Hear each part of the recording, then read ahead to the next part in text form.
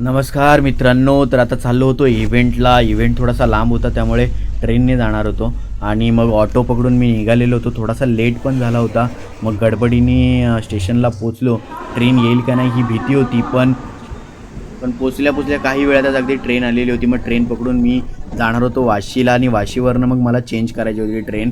वातावरण तसं खूप सुंदर होतं आणि मग मी फायनली वाशीला पोचून वाशीवरनं पण ट्रेन चेंज केली होती आणि मला पुढे जायचं होतं.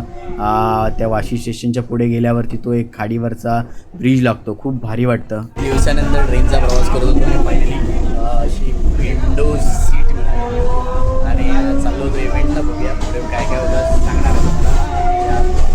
आणि फायनली मी इव्हेंटच्या इथे पोचलेलो होतो. मस्तपैकी अशी जय्यत तयारीसुद्धा झालेली होती आणि मी मस्तपैकी तयार होऊन आलेलो होतो.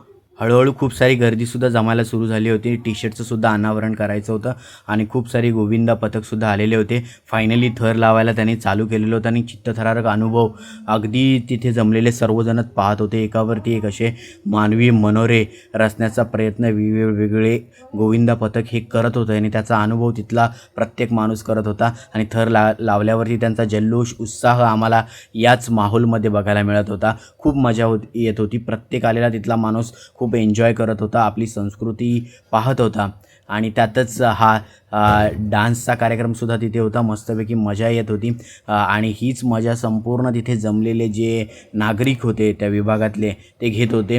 आणि पुढे हा बघा, हा बाबल्या कसा डान्स करून सगळ्यांचं मन वेधत होता आणि ह्याची ॲक्टिंग बघून तर लोक अगदी येडी झाली होती लोक. आणि पुढं तुम्ही बघताय की वेगवेगळे संस्कृतीमय कार्यक्रमसुद्धा होते आणि त्यात वेगवेगळे मानवी मनोरे आणि चित्तथरारक अनुभवसुद्धा आम्हाला याच उत्सवामध्ये बघायला मिळत होता. धन्यवाद. चला तर मग भेटूयात पुढच्या व्हिडिओमध्ये. तोपर्यंत लक्ष असू द्या. धन्यवाद.